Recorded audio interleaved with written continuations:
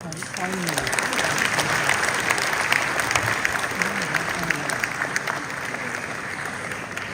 received over 350 online confirmations of attendance. Over 120 out of them have forwarded their questions.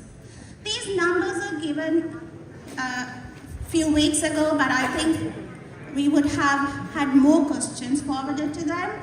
So before you address the audience, we would like to share the questions people have asked already. So we hope that you will cover those questions. The first question is, what are your short, medium and long-term economic strategies to develop the country? How do you plan to tackle the immediate dollar crisis and debt problem? Right, the next most asked question. Let's not miss the elephant in the room. How do you plan to solve the national question? What is the NPP situation in North and East? The next question is, what steps will you take to improve public transport system and reduce the mortality from RTAs? How will you change the education system in the country? This is an interesting question. Will you guarantee to punish politicians and officials who have stolen public money and have been involved in killings such as the Easter attacks? What will you do to establish democracy, law and order? Will you abolish the PTA and other oppression laws and political prisoners? Are you ready to face any election gimmicks of opponents such as mudslinging and brainwashing of the people with politics of insecurity and fear? Next most asked question is, some people choose the NPP because they think NPP is the least bad option in Sri Lanka. How would you make it a positive choice instead? What will be your foreign policy? Final question. What would you expect from Sri Lankans who live in UK? These are the questions we have listed for you. Once again, I take this opportunity to invite Dr. Harini Amarasuriya to address the eagerly awaiting audience.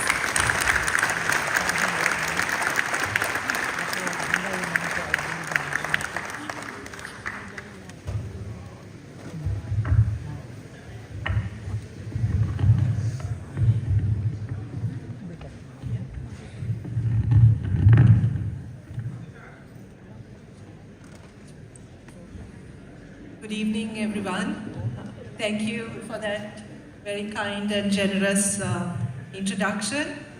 I would also like to thank the organizing committee of the UK branch of the NPP for the warmth with which we've been welcomed to this cold and somewhat grey country. Thank you for your hospitality. We felt very loved and very pampered. So thank you so much for the really warm welcome that we got. Bahasa දෙකෙන්ම කතා කරන්න බලාපොරොත්තු වෙනවා. මෙතන මං හිතන්නේ සියලුම භාෂා කතා කරන අය audience එකේ ඉන්න නිසා පුළුවන් තරම් භාෂා දෙකෙන් අවාසනාවට මට භාෂා දෙකයි කතා කරන්න පුළුවන්. භාෂා දෙකෙන්ම කතා කරන්න උත්සාහ කරනවා. I will also try to Nalinda and I went through the questions and we've shared our responsibilities, so I'll be taking on some of the questions. Nalinda will address some of the others.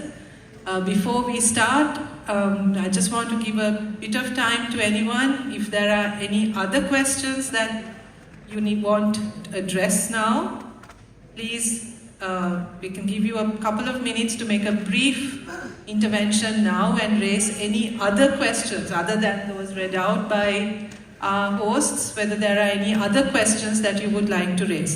අර කියපු ප්‍රශ්න වලට ඇරෙන්න තව කෙටියෙන් ප්‍රශ්න දෙක තුනක් අහන්න ඕන නම් දැන් මතු කරන්න. ප්‍රශ්නයක් නෙවෙයි. ඔව්. කමක් නැද්ද? කමක් නැහැ. කෙටියෙන්.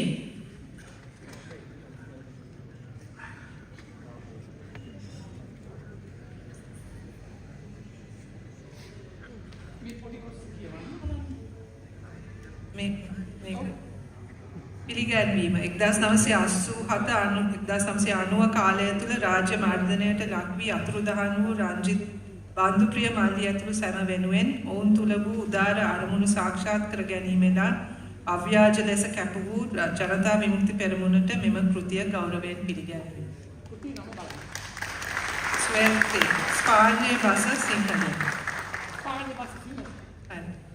මම කවුද කියලා කියන්නේ මම 1990 ඉඳලා කතාවේ මම වැඩ කරේ ලංකාවේ නීතිඥයෙක් හැටියට මාතර මහේස්ත්‍රාත්වයේ ඒ කාල පරිච්ඡේදයේ මාතර මහේස්ත්‍රාත්වයේ මම පමණයි ජනතා විමුක්ති පෙරමුණේ වෙන්නේ වැඩ කරපු අය අරන්නාම උසාවියේ පිළිසිරීමක් පමණයි.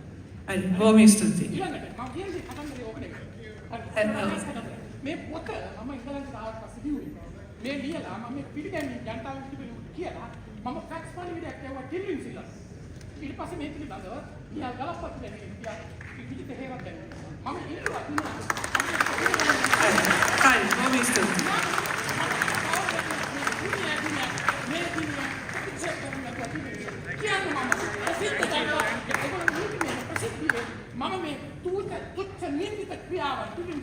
Alright, බොහොම ස්තුතියි. ප්‍රශ්න මොනවා හරි තියෙනවද මට කියන්න? ඔව්. 1 minute. Yes.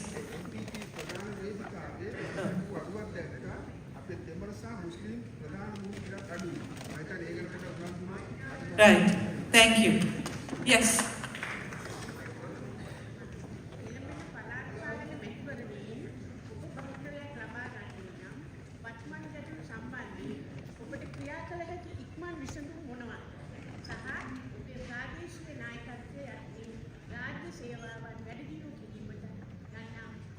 Okay, that's being addressed. Take a Nalina Sahodara විසින් උත්තර දෙනවා.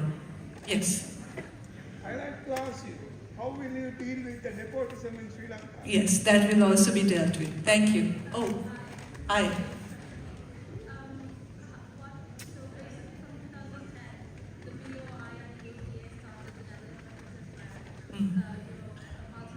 Urban development, yes.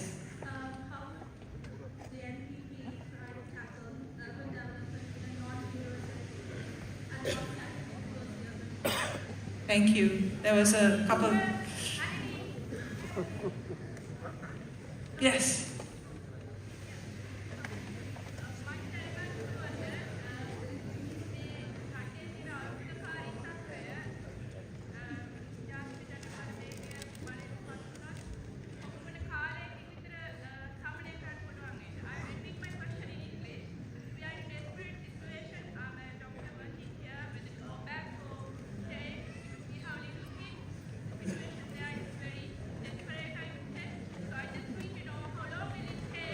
Yes, got it.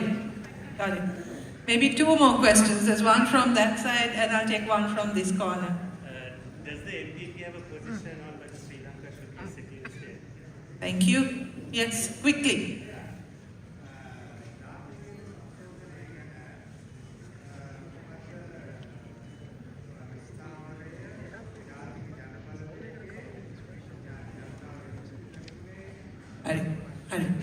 Hari, Bobby Stuti, one more, final. When are they going to take the stand as I saw, and the doctors shouldn't be leaving Sri Lanka for 5 years?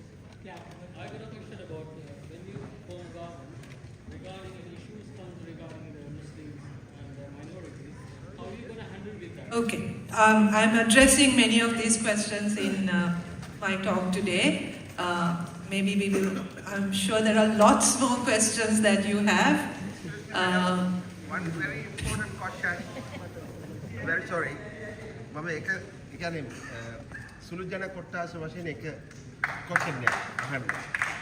දැන් සුළු ජාති කියන වචනේම අපි භාවිතා කරන්නේ නොයුතුයි කියන අදනම තමයි ඔයගොල්ලෝ ඉන්නේ. නමුත් දැන් තියෙන තත්ත්වය අනුව ජාතික ජන බලවේගයත් එක්ක විශාල තරුණ මුස්ලිම් සහෝදරයන් අද candidates වශයෙන් ඔයගොල්ලෝ පත් කරලා තියෙනවා. අපිට බලනකොට සන්තෝෂයි.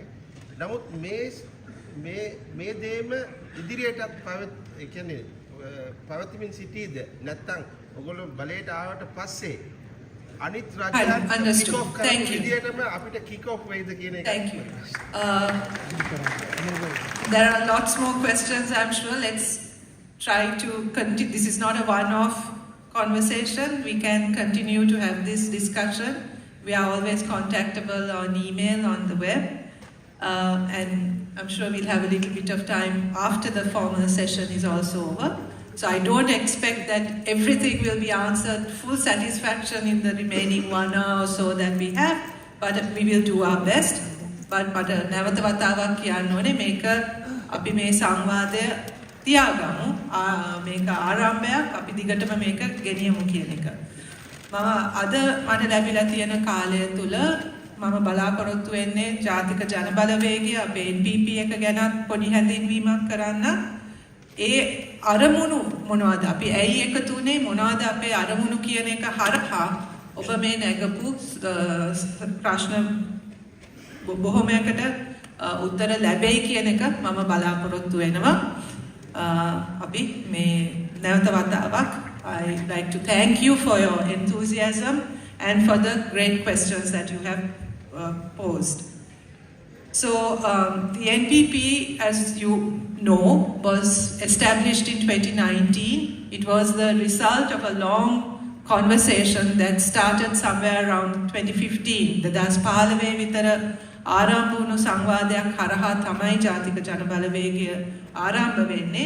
We wanted a platform. Many of us who were active in progressive politics, pro-democracy work, activism, wanted and who've had a conversation also with the JVP for a long time. We wanted to establish a platform where all of us could come together to put forward a national political movement, to put together a national political movement that was grassroots-led, people-led, for standing for a more progressive, a more democratic political movement.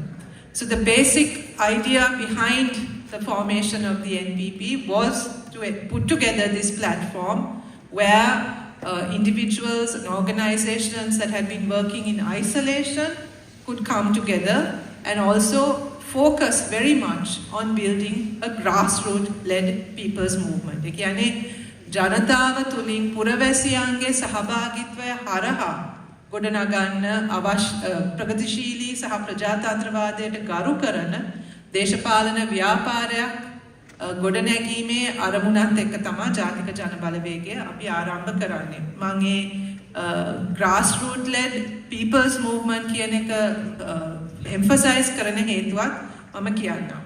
මොකද අපි දැක්ක අපේ රටේ තියෙන ප්‍රශ්න බොහොමයකට ප්‍රධාන හේතුව වෙනස් විය යුතු කාරණේ හැටියට අපි සියලු දෙනාම එකඟ වෙන්න පුළුවන් දේ උනේ අපේ තියෙන අවුරුදු 75ක් තිස්සේ වර්ධනය වෙච්ච දේශපාලන සංස්කෘතිය බැරෑරුම් ලෙස වෙනස් විය යුතුයි කියන පදනමේ ඉඳන් තමයි අපිට එකතු වෙන්නත් එක ලොකු අවශ්‍යතාවයක් වුණේ. We felt the need for a very different political culture. In fact, in our view, the very corrupt, nepotistic, patronage-based political culture that you now have in Sri Lanka, in our view, was the basis for some of the critical problems that the country was facing. So we wanted to introduce a new political culture based on certain key principles that we could all agree upon. One was very obvious to us, and that was that we had to do something about the huge levels of corruption and wastage. That was a no-brainer. ඒක ඉතාමත්ම පැහැදිලි එකක්. අපේ රටේ මේ තියෙන දූෂිත සහ නාස්තිකාරී ඒ දේශපාලන සංස්කෘතිය වෙනස් විය යුතුයි කියන එක. ඒකෙන් අපි අදහස් කරේ නිකන් අර කොමිස් ගහන එක විතරක් නෙවෙයි. What we meant by corruption was not just the taking of commissions, but actually the extent to which corruption has become so institutionalized in Sri Lanka that it has totally distorted policy making and decision making structures. So a lot of people today talk about the lack of policies in our country, the fact that there is no consistency in policy making. The main reason is that policies are not based on evidence, research or data, but purely on personal advantage and agendas. Decisions are taken not according to any kind of consistent development agenda, but rather on very personal business interests. It's as simple as that. So if people talk about the fact that we have no policy and that the country has been sort of lurching from one project to another without a proper direction, that's basically because of the way in which the policy making and decision making structures have become so distorted due to the corruption that is present. So for us, it was very important that as the NPP, that we fight against this corruption and that we could pledge to the people of the country that we would investigate corruption, that we would hold those who stole or misused public money to account, and that we would prosecute those who are guilty of having robbed millions of public money. ඒක අපිට ඉතාමත් වැදගත් දෙයක් වුණා මේ ඇත්ත වශයෙන්ම මේ හොරකම් සහ දූෂණය ඒ තියෙන ඒව වෙනුවෙන් සටන් ඒවට එරෙහිව සටන් කිරීමත් ඒව එලි කරන එක විතරක් නෙවෙයි නමුත් ජාතික ජනබලවේගයේ ආණ්ඩුවක් හරහා ඒවට වගකිව යුතු අයට එරෙහිව විමර්ශන කිරීමත් අපෙන් හොරකම් කරපු මුදල් නැවත ලබා ගැනීමට වැඩසටහනක් දියත් කිරීම අපේ ප්‍රධාන ප්‍රතිපත්තියක් හැටියට අපි ඉදිරිපත් කරලා තියෙන්නේ ඒක වෙනුවෙන් අපේ නීතිඥ කණ්ඩායම දැනටමත් ඒ සඳහා වැඩ කරමින් ඉන්නේ. The other thing is that we basically wanted to change, and this is where the people-led grassroots part of our NPP politics is so important, is that we basically wanted to change the relationship between the rulers of this country, of Sri Lanka, not this country, rulers of Sri Lanka and the citizens. අපි බැලුවොත් අපේ රටේ ඇත්ත වශයෙන්ම තියෙන්නේ හරිම යැපුම් මානසිකත්වයක් කියන එක මම හිතන්නේ පිළිගන්නේ යැපීම තියෙන්නේ වෙන මොකක්වත් නෙවෙයි දේශපාලඥයා මත. දේශපාලනය බලය තියෙන එක්කෙනෙක් එක්ක සම්බන්ධතාවයක් නැතුව ලංකාවේ කිසිම වැඩක් කරගන්න බෑ. දරුවෙක්ව පාසලට දාන එකේ ඉඳන් රැකියාවක් ලබන එක සියල්ලම තීරණය කරන්නේ දේශපාලන සම්බන්ධතාවය මත.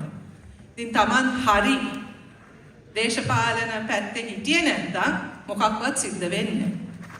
You're not able to function as a citizen within a fair system, within a system that you can approach with confidence and trust, knowing that you will be treated as a citizen with rights in that country, right? It is entirely dependent on the relationship that you have with those in power and those in authority. ඒක මම හිතන්නේ ලංකාවේ අපි නිකන් අර හිතන්නේ නැතුව කරන දෙයක්. කොහේ හරි අපි රාජ්‍ය ආයතනයකට ගිය ගමන්ම ඉස්සෙල්ලාම කරන දෙයක් තියෙනවා නේද? කරන්නේ අපි දන්න කවුරු හරි හොයන එක. බලය තියෙන කවුරු හරි දැනගත්තොත් මිසක් අපිට පැවැත්මක් නැහැ කියන එක දැන් සාමාන්‍ය දෙයක් බවට පත් වෙලා. That's wrong. That's it. So, and that is the basis on which the political class has been able to really consolidate its power and use people as vote banks and manipulate people into maintaining this very corrupt system. So we felt that relationship to change, the change couldn't come only from the political class, but the citizen also needed to change. The citizen needs to feel strong and powerful and aware of their own rights and aware of the way in which they should engage with the political authority. And මම හිතන්නේ අපි දන්නවා ගිය අවුරුද්ද තුර ඒක සිද්ධ වුණා. පළවෙනි වතාවට මම දකින විදිහට අපිට තේරුම් ගන්න විදිහට ලංකාවේ පුරවැසියන් හැටියට ක්‍රියාත්මක වුණ වසරක් හැටියට 2022 අපිට මම හිතන්නේ ඉතිහාසයට ලියවෙනවා. මොකද අපිට තේරුම් ගන්න පුළුවන් වුණා පුරවැසියන් හැටියට අපි එකතු වුණොත් අපේ අනිත් සියලුම වෙනස්කම් අපි ඒව චුට්ටක් පැත්තකට දාලා පුරවැසියන් හැටියට සාධාරණය වෙනුවෙන් එකමුතු වෙලා ඉදිරිපත් වුණොත් කරන්න බැරි දෙයක් නැහැ කියන එක මම හිතන්නේ ගිය අවුරුද්ද තුල අපේ රටේ මිනිස්සු ඔප්පු කරා. ඉතින් ඒ වෙනස ඒ 2022 ඒ වෙච්ච වෙනස පුරවැසියාගේ ඒ වෙච්ච වෙනස ආයිත් හරවන්න බෑ. ඒ වෙනස දැන් වෙලා තියෙනවා. ඒක තේරුම් ගන්න බැරි දේශපාලන පන්තියක් බලේ ඉන්න එක තමයි අපිට දැන් ඉතුරු වෙලා තියෙන ප්‍රශ්නේ. නමුත් ඒ දේශපාලන පන්තියත් 2023 කියන වසරේ ඒගොල්ලෝගේ යුගයත් ඉවර වෙනවා කියන එක මම හිතන්නේ මේ වෙනකොට ඉතාමත්ම පැහැදිලි.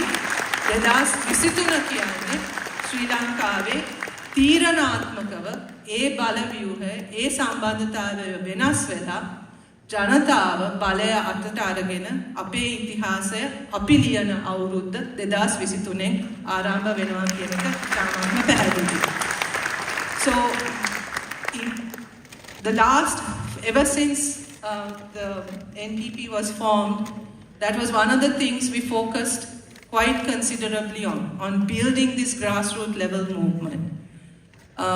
Nalinda will be talking about it more, but we've set up an organizational structure which enables citizens to engage with their rulers, to take part in decision making, to participate in the decision making process, and this is something that is extremely important for us and something that we see will go a long way in ending the patronage-based, nepotistic political culture that has enabled the political class to maintain this corrupt system for 75 years. So this is not something that we are just talking about in terms of how we organize ourselves, but this is something we propose, we think, to change this, to really make this a transformative change. It is also necessary to have a new constitution. අපි යෝජනා කරන්නේ අලුත් ව්‍යවස්ථාවක්. ඒ අලුත් ව්‍යවස්ථාව තුළ ජනාධිපති ක්‍රමය අහෝසි කරන සියලුම පුරවැසියන්ගේ අයිතිවාසිකම් තහවුරු වන විශේෂයෙන්ම දේශපාලන සිවිල් අයිතිවාසිකම් විතරක් නෙවෙයි සමාජ සහ ආර්ථික සමාජ සංස්කෘතික ආර්ථික අයිතිවාසිකමුත් තහවුරු වෙන ශක්තිමත් වෙන අලුත් ව්‍යවස්ථාවක් අපි යෝජනා කරලා තියෙනවා. ඒක තුළ පුරවැසියාට තමන්ගේ පාලනයේ මීට වඩා සක්‍රියව සහ මීට වඩා ඍජුව සහභාගී වෙන්න පුළුවන් ව්‍යුහයකුත් අපි යෝජනා කරනවා. So deepening democracy. For us, democracy is not just about turning up at an election and casting your vote. It goes beyond that, to actually participating and to be engaged in the decision-making process. And the new constitution that we propose will enable and put in place mechanisms such as things like the right to recall, which we think will strengthen people's participation in the process. ඒ වගේම අපි දන්නවා මේ වෙනකොටත් there are several laws that need to be changed, that need to be repealed. I think there were several questions regarding what we would do with things like the Prevention of Terrorism Act. As you know, the JVP has stood since the PTA was introduced, has fought for its repeal, and the NPP also has, within its policy framework, within the new constitution, proposed the repeal of regressive political acts like laws like the PTA, also the recently passed Rehabilitation Bureau Act, which is also very problematic. So there are several such laws which we think limit people's or disrupt people's democratic rights, need to be dealt with and repealed. ඒ වගේම මේක ගැන නලින්ද සහෝදරයා තව දුරටත් කතා කරයි. අපේ political culture එක අපේ එක කුළුණක්. දෙවනි කුළුණ වෙන්නේ ආර්ථික ප්‍රජාතන්ත්‍රවාදය කියන එක. ආර්ථික ප්‍රජාතන්ත්‍රවාදය කියන එකෙන් අපි අදහස් කරන්නේ අපි දැනට අපි දන්නවා අපේ ආර්ථිකය තුල සහභාගී වෙන්නේ ඉතාමත්ම සුළු පිරිසක්. සුළු කණ්ඩායමක්. ඒකේ ප්‍රතිඵල ලබා ගන්නෙත් ඒකේ සහභාගීත්වය තුලින් ඒකෙන් ප්‍රතිඵල ලබා ගන්නෙත් ඉතාමත්ම සුළු කණ්ඩායමක්. So we want to expand the participation in the economy. We want an economy that will work for all, not for a few. We want a caring economy, an economy that acknowledges paid and unpaid care work, especially of women, and an economy where the benefits of the economy will be distributed fairly through increasing the participation of those in the economic process. And Nalinda will talk about that in more detail. Thirdly, the other pillar in our policy is with regard to strong social protection. අපි දන්නවා දැන් තියෙන සමාජ ආර්ථික ක්‍රමය තුල සමාජ ආරක්ෂණය කියන එක ලැබෙන්නේ handouts හැටියට. එහෙම නැත්නම් නැති බැරි අයට කරන උදව්වක් වශයෙන්. එහෙම නෙවෙයි. අපි යෝජනා කරන සමාජ ආරක්ෂණය කියන්නේ මුලින්ම අපි කල යුත්තේ සමාජ ආරක්ෂණය තහවුරු කරන එක තුලින් සමාජ ආරක්ෂණය අවශ්‍ය වීම අඩු කරන එක. කියන්නේ තමන්ගේ ශක්තියෙන් ජීවත් වෙන හැකියාව තමයි පුරවැසියා ඉල්ලන්නේ. කාව මත හරි යැපෙන්න නෙවෙයි. නමුත් ඒ යැපෙන සමාජ ආර්ථික සමාජ ඒ විදියට ඒවා හැදිලා තියෙන්නෙම අර මම නැවත කිව්ව විදියට අර මුලින්ම කිව්ව විදියට අර දේශපාලන බල කඳවුර පවත්වාගෙන යාමට ඒ යැපීම අවශ්‍යයි. ඉතින් අපි බැලුවොත් උදාහරණයක් ඇටියට 1994 ඉන්ට්‍රොඩියුස් වෙච්ච සමෘද්ධියක එන්න වැඩි වෙනවා මිස අඩු කරන්න මේ පාලනයට බැරි වෙලා තියෙනවා. මොකෝ ඒගොල්ලෝගේ අරමුණම දුප්පත්කමේ මිනිස්සු තියාගන්න එක. මොකෝ ඒ හරහා තමයි ඒගොල්ලෝගේ බලය පවත්වාගෙන යන්න පුළුවන් වෙන්නේ. So we want to put in place systems that will alleviate poverty and that will allow people to stand on their own feet but also be able to have assurances that their basic rights will be met. Things like health, education, public transport, these things are not services. These are rights that people have which have to be protected, and we think the state has a responsibility to protect those. අනිත් එක තමයි මේක මම ටිකක් මේක පොඩක් විස්තරාත්මකව කතා කරන්න කියලා හිතුවා. මොකද මේක පිළිබඳ ප්‍රශ්න රාශියක් මතුවලා තියෙන නිසා ඔබ දන්නවා අපි සාමාන්‍යයෙන් ජාතික ජන බලවේගයේ ප්‍රතිපත්ති ගැන කතා කරනකොට එහෙමත් නැත්නම් අපේ දේශපාලන ස්ථාවරය ගැන කතා කරනකොට අපේ ස්ලෝගන් එකක් තියෙනවා මේ වෙනකොට සමාජගත වෙලා තියෙන එකක් 75 වසරක සාපේක්ෂව. ඒක බොහෝ වෙලාවට මිනිස්සු තේරුම් ගන්නේ ආර්ථිකව අපිට වෙලා තියෙන ප්‍රශ්න පිළිබඳ හිතලා තමයි. මේ ආර්ථිකව රට බංකොලොත් උනේ මේ 75 වසරේ සාපය නිසා. ඒක හරි. නමුත් ඒගොල්ලෝ මේ දේශපාලන අධිකාරිය මේ දේශපාලන පන්තිය විනාශ කරේ අපේ ආර්ථිකය විතරක් නෙවෙයි. ඔවුන් අපේ සමාජයක් විනාශ කරා. අපේ සංස්කෘතිය විනාශ කරා. They destroyed whatever our bonds, our communities, our families as well. Today, there are many of you here who are probably, the majority of you have loved ones, have relations, have friends back home that you worry about. Today, parents in Sri Lanka, the main objective is to figure out how to send their child out of Sri Lanka. That's not how families should be. It's one thing to leave, to migrate because that's your choice, because you made that choice because you want to, but it's another thing to have to leave a country out of desperation, out of lack, or out of a sense of hopelessness. This is what 75 years have done to us. Brought us to a level where people are no longer able to dream, have dreams, have hope, have expectations, have aspirations, right? And through that, what has happened is that the social and cultural fabric of our country has been severely damaged. Sense of identity, of sense of belonging, this has been destroyed.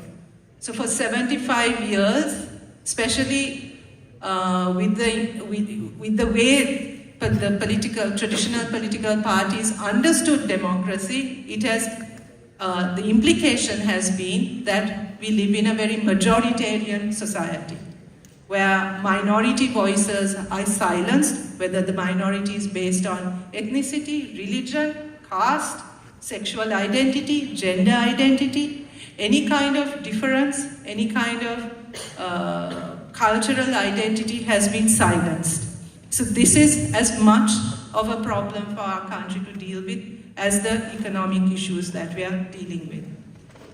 For 75 years, political parties have maintained power based on ethno-religious nationalisms, on propagating ethno-religious nationalisms, communalism, and a majoritarian worldview. This has been the chosen go-to method for remaining in power, for mobilizing their constituencies. What we propose, and this is what has led to a sort of a state and of successive governments that are seen not to be inclusive, are seen not to be representing all, but representing groups, right? So one of the things that we propose and that we stand for very strongly is to change that part of the political culture in Sri Lanka also.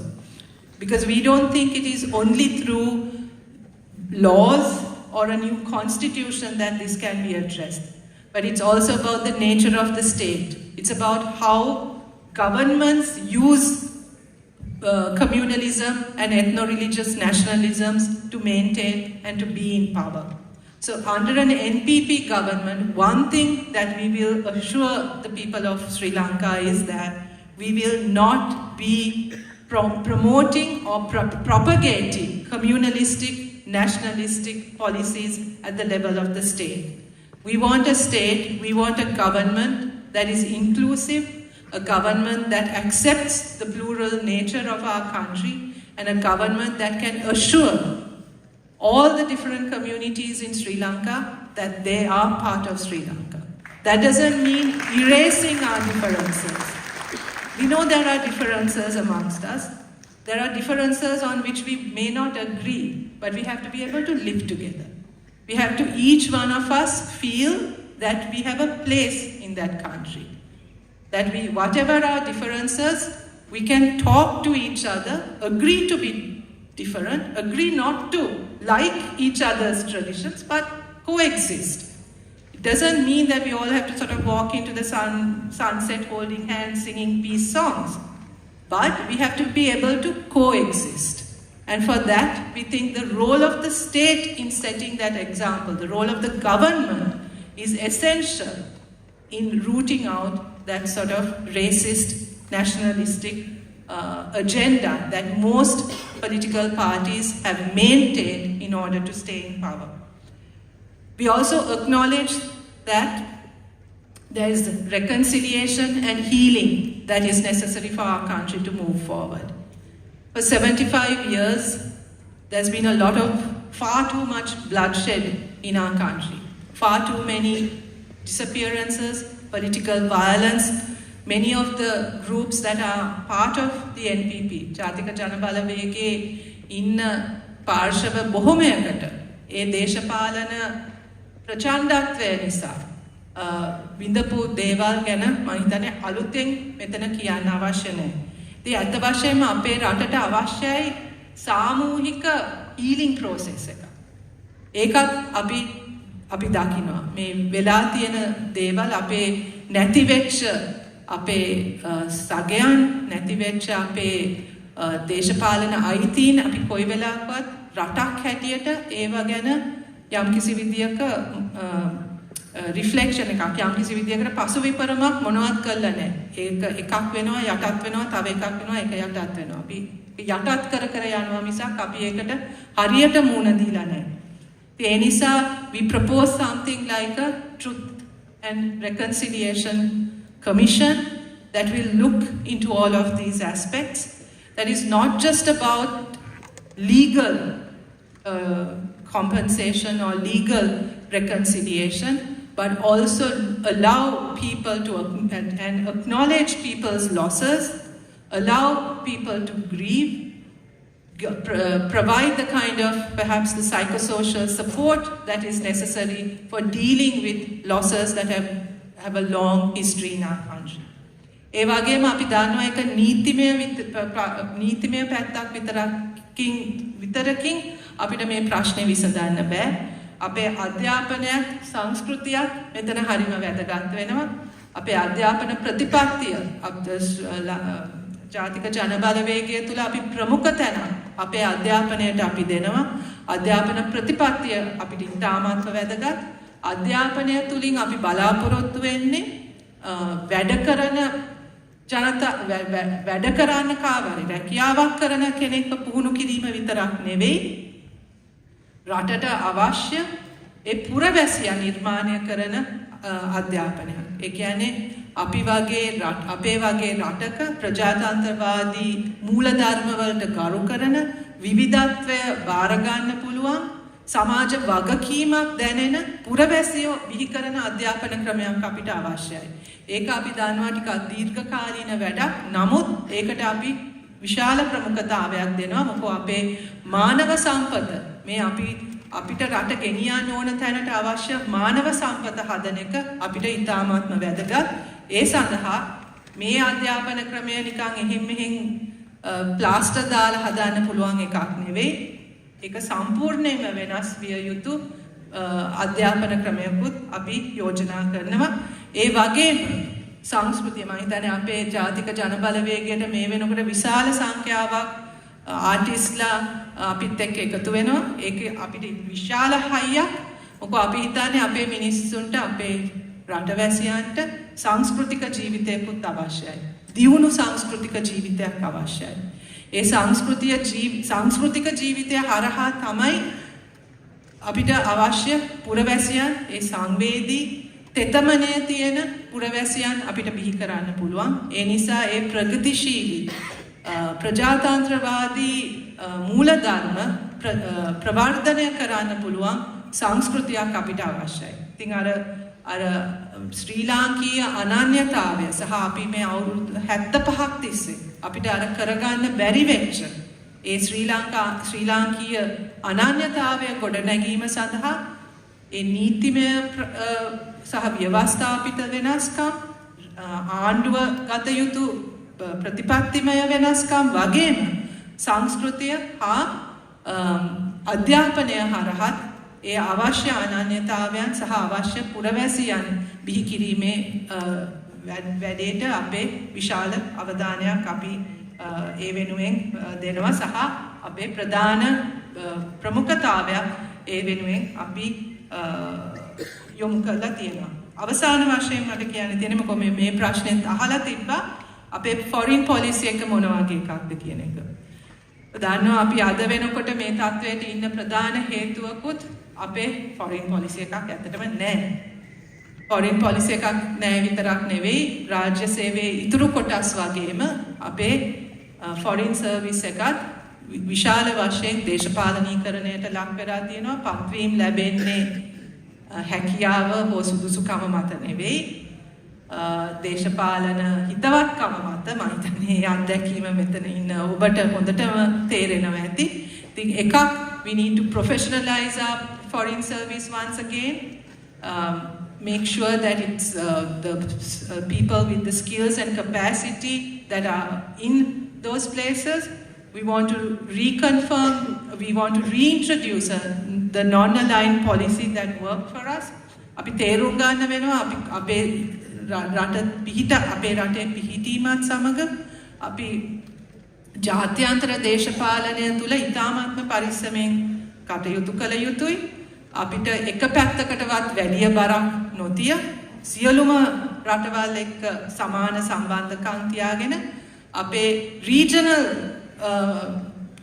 politics ගැනත් සංවේදී වෙමින් සහ අපි හිතනවා අපිට විශාල විභවයක් තියෙනවා අපි කිසිම ගනුදෙනුවක් නොකරන අලුත් රටවල් කීපයක් තියෙනවා අපිට විශේෂයෙන්ම අපේ ආර්ථික ප්‍රතිපත්තිය එක්ක සම්බන්ධතා ඇති කරගත යුතු African Southeast Asian countries which we have neglected and which could probably provide us with a whole new sort of balance to our foreign policy. So we stand for a firm, non-aligned policy where the interests of Sri Lanka rather than the interests of particular groups will be prioritized in how we engage with people. So finally, in conclusion, what we want to say is we are at a critical moment in our country. Harima තීරණාත්මක මොහොතක අපි මේ වෙලාවේ ඉන්නේ. මේ අපිට එළඹෙන මේ මැතිවරණය නිකම්ම මැතිවරණයක් නෙවෙයි. මේක පළාත් පාලන මැතිවරණයක් පමණක් නෙවෙයි. මේක ජාතික තලයේ මැතිවරණයක් බවට දැන් පරිවර්තනය වෙලා ඉවරයි.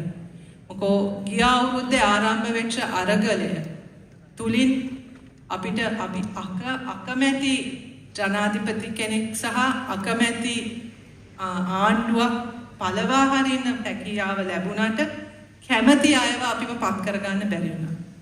අන්න ඒ කාර්යය දැන් අපිට ඉතුරු වෙලා තියෙනවා. ඉතින් ඒක කරන ඒ ක්‍රියාවලියේ පළවෙනි පියවර මේ පළාත් පාලන මැතිවරණය. ඉතින් ඒක ඒ නිසාම තමයි මේක මෙච්චර තීරණාත්මක අරගලයක් බවට පත් වෙලා තියෙන්නේ. ඔබ දන්නවා ආණ්ඩුව සෑම උත්සාහයක්ම යෙදෙමින් ඉන්න ඒක පිළිබඳ අවිශ්වාසයක් මේක තියෙයිද නැද්ද කියන අවිශ්වාසය ඇති කරන්න. නමුත් අපිට විශ්වාසයි මැතිවරණයේ තිය යුතුයි. මැතිවරණය දැන් නොතිය ඉන්න බෑ. ඉතින් ඒ නිසා මේක තීරණාත්මක මැතිවරණයක්, තීරණාත්මක මොහොතක් අපේ රටට. ඉතින් ඔබ සියලු දෙනාටම ඒකට සහභාගී වෙන්න විවිධ ක්‍රම තියෙනවා. ඔබටත් බලපෑමක් තියෙන පුද්ගලයන් හැටියට මෙතන ඉන්නේ. ඒ සහයෝගයත් බලාපොරොත්තු වෙනවා. මේ රට හදන්න. මේ රට නෙවෙයි නැවත මට අමතක වෙනවා මම ලංකාවේ නෙවෙයි කියලා. ලංකාව කියන්නේ හදන්න පුළුවන් රටක් කියන එක අපිට විශ්වාසයක් තියෙනවා. අපිට බලය අපි ඉල්ලන්නේ තවත් එක් දේශපාලන පක්ෂයක් බලයට ගේන්න නෙවෙයි. මේ රට හදන්න පුළුවන්. ඒ රට හදන්න පුළුවන් අය අපිත් එක්ක ඉන්නවා. අපිට ඒ ප්‍රතිපත්ති තියෙනවා. අපිට ඒ උවමනාව තියෙනවා. අපිට ඒ අවස්ථාවයි අවශ්‍ය වෙන්නේ. ඒ අවස්ථාව සඳහා තමයි අපි බලය ඉල්ලන්නේ. ඒ වෙනුවෙන් අපි වැඩ කරොත් ලංකාව තිබිය යුතු තැනට ගේන්න පුළුවන් කියන විශාල විශ්වාසයක් එක්ක තමයි අපි කොහොමද